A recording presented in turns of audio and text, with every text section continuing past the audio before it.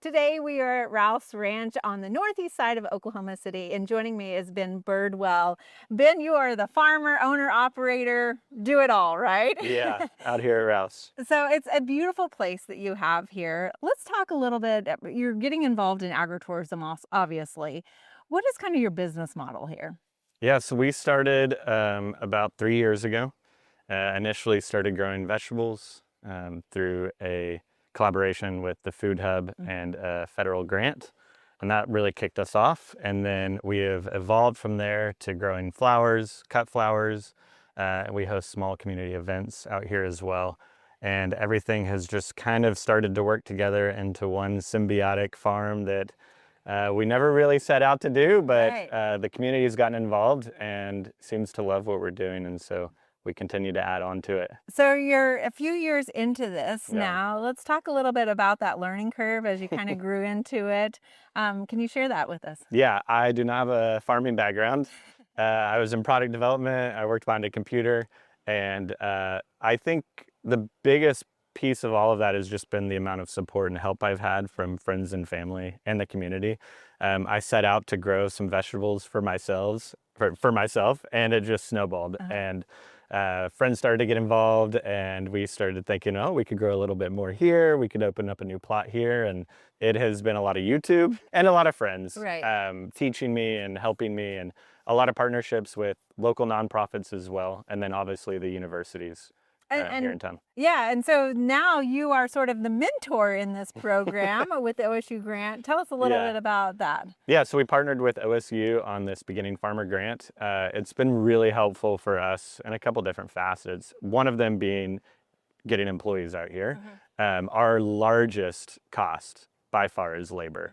Because we are a regenerative farm, we do everything by hand. We don't have giant tractors out here, and we're not spraying pesticides and killing weeds. So every weed that gets pulled is by hand or with a tool. Right. By partnering with OSU in this grant, they help fund half our labor costs essentially for these employees. And then we get to put them through a program that teaches them how to start a farm. Right. And they're learning, yes, they are pulling weeds, but they're also learning how to seed plants and transplant plants and trellis our flowers and our tomatoes and keep things alive in the Right. heat of the summer. And And the seasonality of that Yeah. too. My day usually looks like coming in, doing a walk around the farm, seeing how everything um, is looking with the weather and prepping for the week, and then figuring out what we need to do for the farmers market that week and working backwards from there. So harvesting, pruning, seeding, planting, and repeat.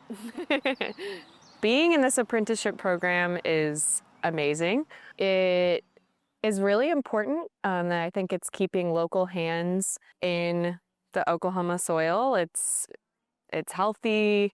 It's offered me job security and also encouragement. I got into horticulture in a kind of roundabout way.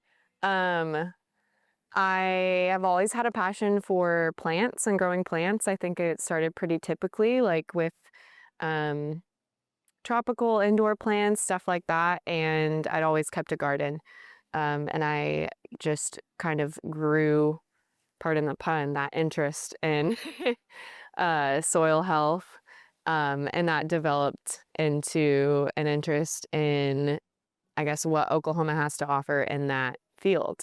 So I started in cannabis, which when it kind of boomed, and then went to work in plant nurseries, and just was way more interested in soil than I think growing in pots had to offer, and also more interested in bringing produce to the community and helping in any way I could to nurture the local earth. I think this apprenticeship is kind of like it's giving us a foothold here at the farm. Funding like this can be the difference between a farm skating by and being viewed as a passion project versus really being able to dig into the community and provide for the community and have that breathing room. It's literally our roots.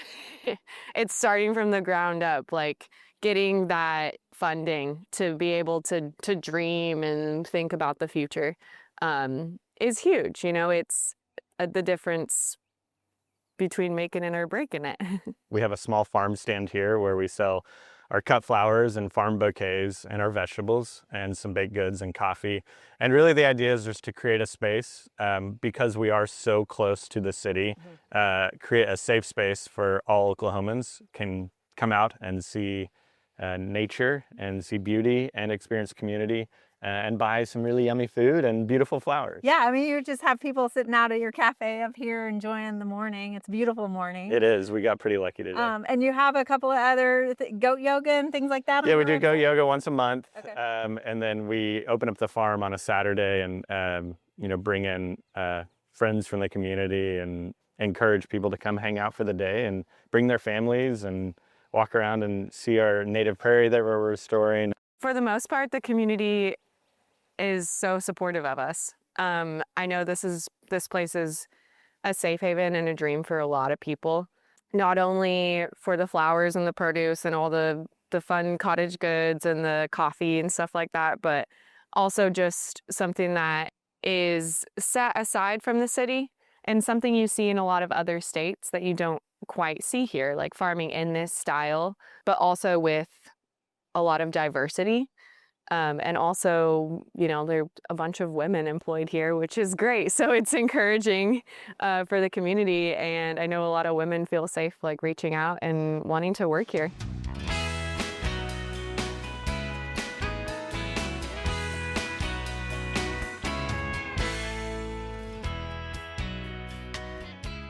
We hope you enjoyed this video as part of our Oklahoma Gardening YouTube channel. You can also find even more videos on the OK Gardening Classics YouTube channel. And join us on social media for great gardening tips, photos, and discussion.